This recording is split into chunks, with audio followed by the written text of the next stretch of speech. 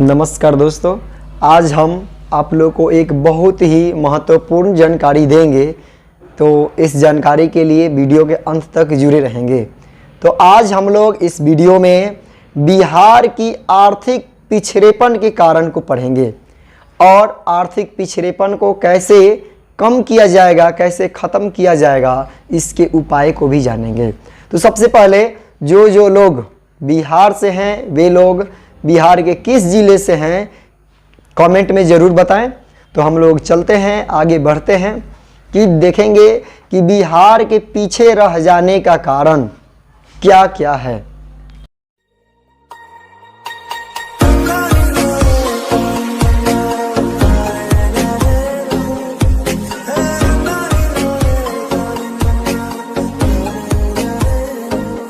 देखेंगे कि सबसे पहला कारण है बिहार के पीछे रह जाने का, यहाँ की इतनी बड़ी जनसंख्या। यानी कि बिहार का पीछे रहने का सबसे महत्वपूर्ण और सबसे पहला अगर कोई कारण है, यहाँ की जनसंख्या है। यानी कि बिहार जो है इसके पिछड़ेपन का सबसे प्रमुख कारण है यहाँ की इतनी बड़ी जनसंख्या, जिसके भरण पोषण करने के लिए यहाँ की अधिकांश साधन का उपयोग हो जाता है, जिस वजह से बिहार जो है एकदम पिछड़ा हुआ है। दूसरा कारण जानेंगे।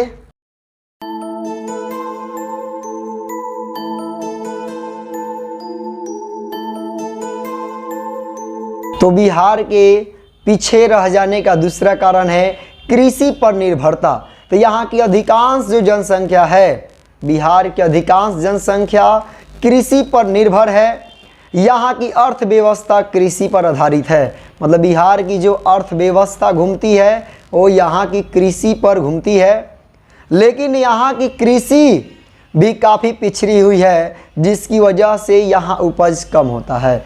मतलब कि बिहार की जो कृषि है, ऐसा नहीं है कि कृषि भी भारत में नंबर 1 है। बिहार की कृषि में भी बिहार की जो जनता है और बिहार की जो भूमि है, तो इस भूमि पर उपज कम होता है, जिसके कारण बिहार जो है एकदम से पीछे रह गया है।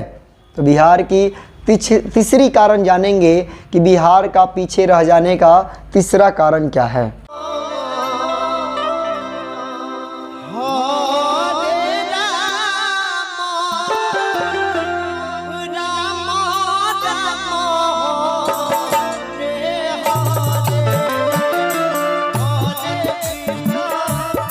तो तीसरा कारण है यहाँ की आधारिक संरचना था। किसी भी देश या राज्य को आगे बढ़ने के लिए, वहाँ के विकास करने के लिए वहाँ की आधारिक संरचना एकदम आवश्यक होती है।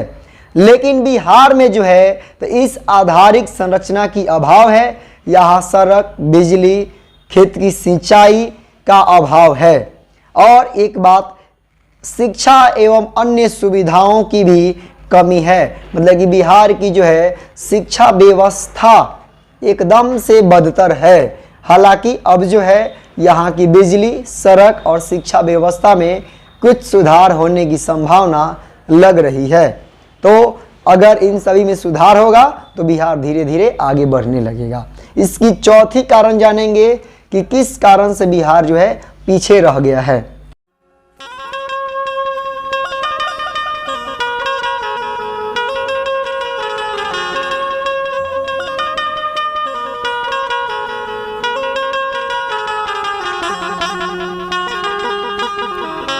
तो बिहार का पीछे रह जाने का चौथा कारण है यहाँ की औद्योगिक पिछड़ापन। यानी कि बिहार में कोई भी औद्योगिक कारखाने नहीं हैं। तो औद्योगिक यानी किसी भी देश या राज्य को विकसित होने के लिए, विकासशील होने के लिए वहाँ जो है औद्योगिक का होना आवश्यक होता है। लेकिन बिहार में कार्यशील औद्योगिक जो है इसकी संख्या न के बराबर है, क्योंकि यहाँ एक से एक धुरंधर लोग रहते हैं, जो कि यहाँ ना बड़े बड़े कंपनियों को लगने देते हैं, ना ही किसी प्रकार के उद्योग को स्टार्ट होने देते हैं। क्योंकि यहाँ एक से एक गैंगस्टर लोग, डॉन लोग रहता है, जो कि कंपनियों से अधिक पैसा वसूलने के चक्कर में कोई भी विकास वाले कार्य यहाँ कंपनी लगने नहीं देते हैं। और यहाँ विभाजन के बाद, तो बिहार के विभाजन होने के बाद अधिकांश जो औद्योगिक और खनिज क्षेत्र रहा ये सभी झारखंड में चला गया, जिसके कारण बिहार गरीबी का रोना रोता है, आर्थिक पिछड़ेपन का रोना रोते रहता है। इसके बाद देखेंगे अगला जो पांचवा कारण है,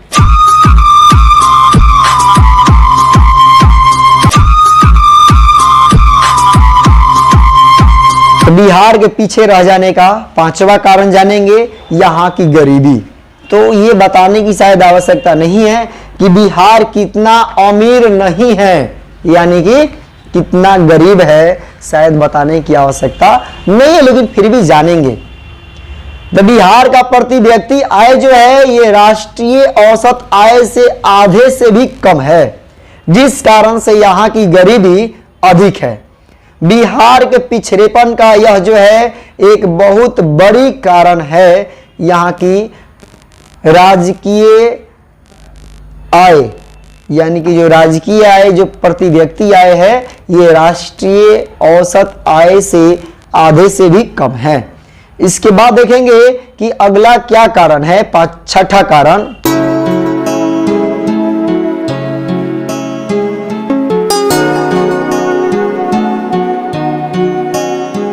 बिहार के पीछे रह जाने का छठा कारण है बाढ़ तथा सूखा से क्षति।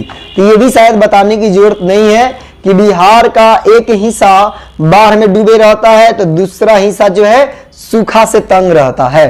तो बिहार की जो कृषि है, बिहार की जो जनता है, ये सभी लोग जानते हैं कि बिहार में किस तरह से सूखा और बाढ़ ये दोनों बिहार की जनता और बिहार की भूमि को किस तरह से प्रभावित करते हैं, शायद बताने की जरूरत है, क्योंकि बहुत सारे लोग नहीं जानते हैं।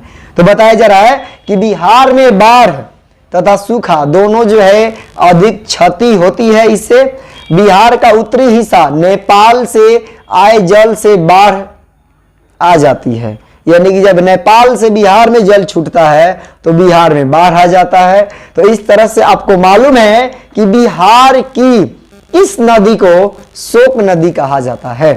तो बिहार की कोसी नदी को शोक नदी कहा जाता है। तो ये जो है उत्तरी बिहार की दशा है कि उधर हमेशा बाढ़ आए रहता है। एक चीज देखा जाए तो कोसी नदी के तरफ, वहां पे कोसी नदी के कारण कब बाढ़ आया था, तो 2008 में जो आया था ये एक बहुत ही विध्वंसकारी बाढ़ था, बहुत ज्यादा क्षति और नुकसान पहुंचाने वाली बाढ़ थी। इसी तरह से हम चलेंगे दक्षिणी बिहार के तरफ। दक्षिणी बिहार में देखा जाएगा तो यहाँ किसानों को सूखे का सामना करना पड़ता है, यानी कि सुखाड़ की स्थिति से गुजरना पड़ता है, और इस सुखाड़ से किसानों को बहुत अधिक नुकसान होता है। किसानों को अकाल जैसी स्थिति का सामना करना पड़ता है, और इस बात में बिहार के विद्यार्थी और बिहार की जनता और बिहार की भूमि, इन तीनों को बताने की ज़्यादा ज़रूरत नहीं है, क्योंकि सभी के व्यवहार में यहाँ सूखा और बाढ़ की स्थिति से गुजरने को मिलता है। और इसके बाद हम अगला कारण जानेंगे, सातवां कारण।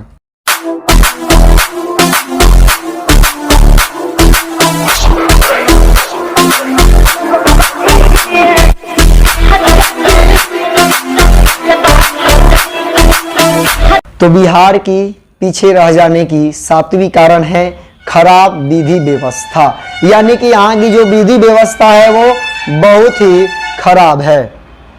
क्या खराब है कि यहाँ की जो शासन व्यवस्था है, तो किसी भी देश या राज्य को आगे विकास करने के लिए, आर्थिक स्थिति सही रखने के लिए, तो उस राज्य या देश को वहाँ व्यवस्था शांतिपूर्ण बनाए रखना आवश्यक होता है, जो कि बिहार में ऐसी व्यवस्था नहीं है। शांति की कानून यहाँ पर नहीं है। बिहार में पिछले काफी दिनों से कानून व्यवस्था कमजोर स्थिति में होने के कारण यहाँ के नागरिक उद्योगों को शांति ढंग से नहीं चला पा रहे थे।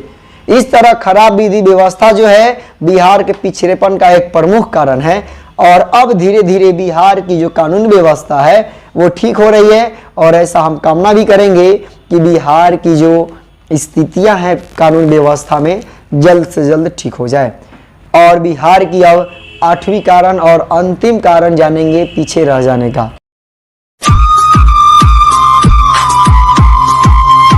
तो बिहार के पीछे रह जाने का कारण है 8वीं कारण कुशल प्रशासन का अभाव, यानी कि बिहार में कुशल प्रशासनिक स्थिति जो है ये अपारदर्शी है, यानी कि पारदर्शिता का अभाव है।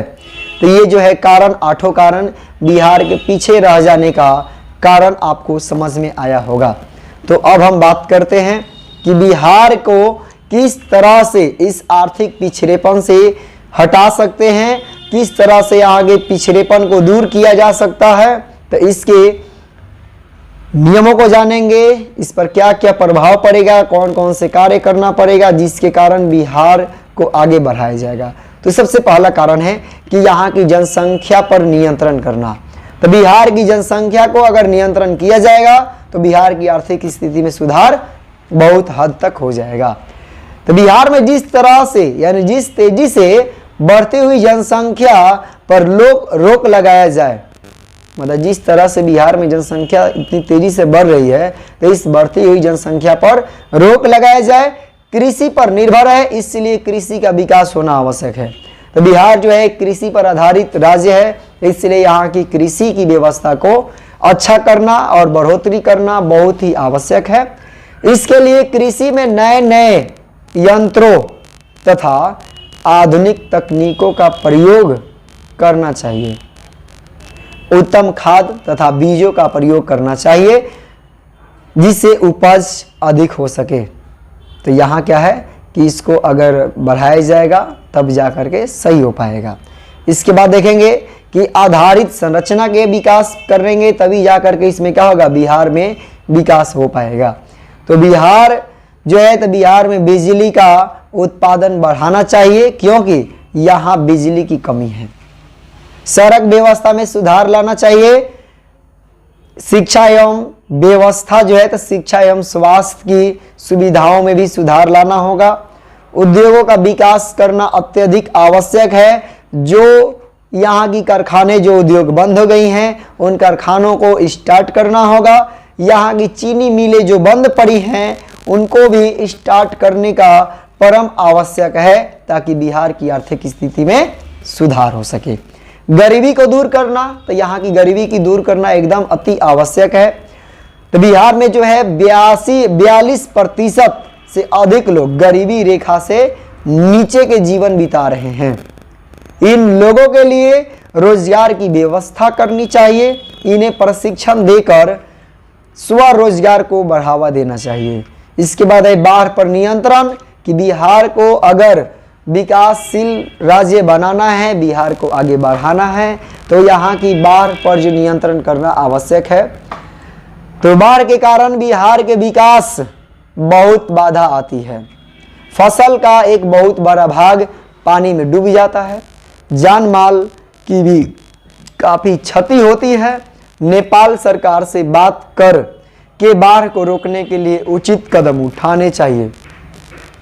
बिहार में सूखे से निपटने के लिए सिंचाई की पर्याप्त व्यवस्था भी होनी चाहिए। जिस प्रकार से बाढ़ से निपटना है उसी प्रकार से सूखा से निपटने के लिए भी व्यवस्था करनी चाहिए। इसके बाद शांति व्यवस्था की स्थापना, तो बिहार को एक प्रगति राज्य बनाने के लिए, एक प्रगतिशील राज्य बनाने के लिए इसको यहाँ पर शांति की व्यवस्था करना बहुत आवश्यक है। क्योंकि यहाँ की शांति का माहौल बनाया जाना एकदम आवश्यक है जिससे व्यापारी लोग शांतिपूर्ण ढंग से उद्योग चला सकें और विकास की गति को बढ़ाया जा सके। इसके बाद है स्वच्छ तथा ईमानदार प्रशासन, कि यहाँ की जो प्रशासन पुलिस व्यवस्था है वो स्वच्छ रहे और ईमानदार बने रहे। तो आर्थिक विकास के लिए एकदम आवश्यक है कि स्वच्छ, कुशल तथा ईमानदार प्रशासन होना आवश्यक है। लेकिन बिहार की पुलिस व्यवस्था जो है शायद कभी भी यहाँ स्वच्छ और ईमानदार नहीं बन सकती है, लेकिन भगवान करे बन जाए। केंद्र से अधिक मात्रा में संसाधनों का हस्तांतरण, तो बिहार के विकास के लिए केंद्र की ओर से अधिक मात्रा में संसाधनों का हस्तांतरण करना, यानी कि हस्तांतरण होना चाहिए। यानी केंद्र सरकार भी इसको आगे बढ़ाने के लिए अपनी कदम की पहल करे। और इसके साथ हम लोग वीडियो को क्लोज करते हैं, समाप्त करते हैं। इतना तक बने रहने के लिए धन्यवाद। जो लोग भी इस वीडियो को अंत तक देख रहा है वे लोग कमेंट में अपना नाम ज़रूर बताएं।